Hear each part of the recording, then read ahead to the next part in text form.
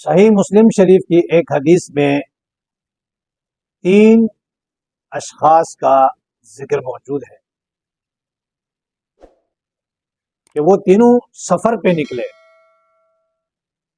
کہیں جا رہے تھے، بارش کا موسم تھا، چلتے چلتے راستے میں اچانک بارش شروع ہوئی۔ یہ تینوں لوگ بارش سے بچنے کے لیے ایک غار میں داخل ہوئے۔ اب بارش ہو رہی ہے، یہ تینوں غار میں موجود ہیں، اتنے میں پہاڑ سے ایک پتھر آیا اور اس غار کے منہ پر آ کر وہ رک گیا اور غار کا منہ بند ہوا۔ اب یہ تینوں حضرات پریشان ہوئے کہ بارش کے رکنے کے بعد ہم باہر کیسے نکلیں، اور کچھ وقت بھی گزرا تو ان کے پریشانی میں اضافہ ہوا۔ پھر آپس کے مشاورت سے انہوں نے یہ طے کیا کہ ہم تینوں میں سے ہر آدمی اپنے نیک اعمال کا وسیلہ دے کر، واسطہ دے کر اللہ رب العزت سے دعا مانگتے ہیں کہ اللہ رب العزت ہمیں اس مصیبت سے نکالے۔ ایک شخص نے دعا کی کہ پروردگار آپ جانتے ہیں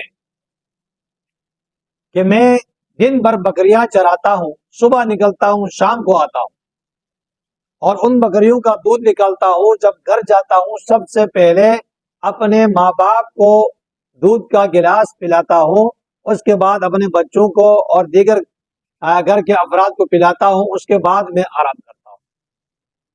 ایک دن ایسا ہوا کہ میں بکریوں کو لے کر جنگل میں گیا اور جنگل کے درختوں کے پتے مجھے اچھے لگنے لگے۔ میں آگے چلتے چلتے اتنا دور گیا کہ مجھے واپس آنے میں دیر ہو گئی۔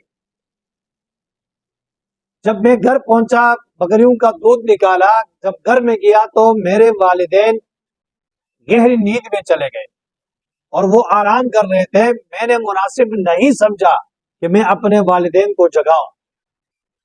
میں دودھ کا پیالہ لے کر ان کے سرانے کھڑا رہا یہاں تک کہ صبح ہوئی۔ جب صبح وہ جاگے تو میں نے ان کو دودھ پلا کر پھر اطمینان سے میں دوبارہ جنگل کی طرف چلا گیا۔ پروردگار، میں نے یہ خدمت والدین کی صرف آپ کی رضا کے لیے کیا ہے۔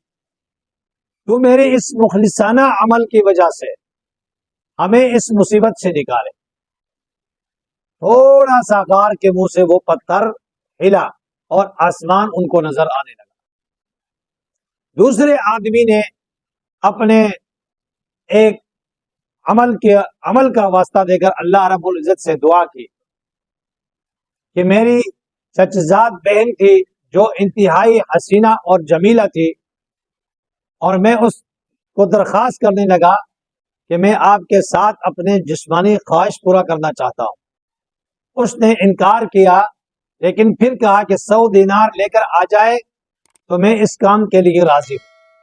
اور جب میں 100 دینار لے کر اس کے پاس گیا اور اپنے خواہش کا اظہار کیا تو میرے اس چچزاد بہن نے کہا کہ دیکھو میں مجبور ہوں، میرے بچے بھوکے ہیں، اس وجہ سے میں نے آپ کو یہ کہا تھا اگر تو اللہ کا بندہ ہے تو آپ میرے قریب نہ آئے۔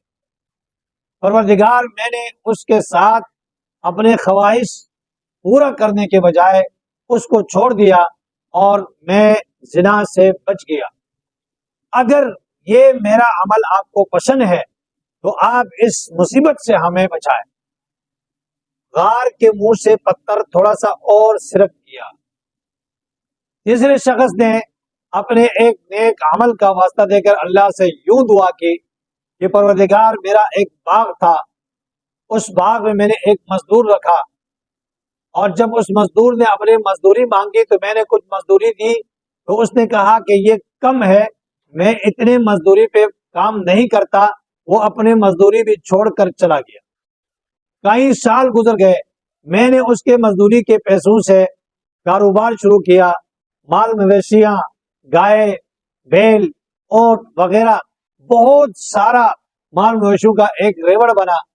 ایک عرصے کے بعد وہ شخص واپس آیا اور کہا کہ اے فلاں شخص، ایک عرصہ پہلے میں نے آپ کے پاس مزدوری کی اور وہ پیسے آپ کے پاس رہتے ہیں، آپ میرا وہ مزدوری مجھے دیجیے۔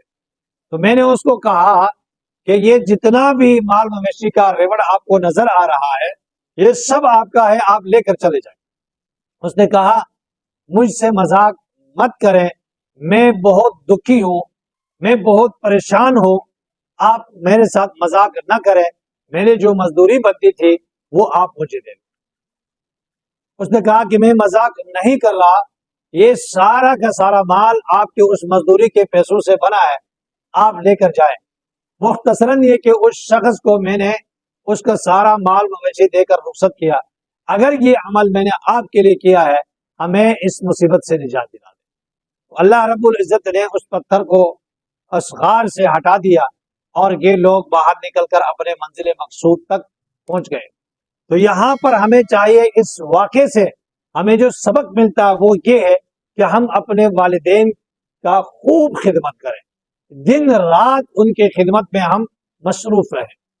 دوسری بات، بدکاری، زناکاری اور بد اعمال سے ہم اپنے آپ کو بچائیں تاکہ اللہ آنے والے مصیبتوں سے ہمیں محفوظ رکھے۔ اور تیسرا سبق یہی ملتا کہ ہمارے پاس اگر کسی کا کوئی حق رہ جاتا ہے تو اس کو ہم شیر مادر سمجھ کر ہضم کر لیتے ہیں اور پھر مختلف قسم کی مصیبتوں میں ہم مبتلا ہو جاتے ہیں۔ اب وہ لوگ بھی تھے، اس کے پاس اتنا کسی کا حق رہ گیا تو اس نے اس سے کاروبار کیا اور اس کو اتنا مال بنا کر دے دیا۔ تو ہمیں بھی چاہیے کہ ان واقعات سے ہم سبق حاصل کریں اور اس سے بھرپور فائدہ اٹھائیں۔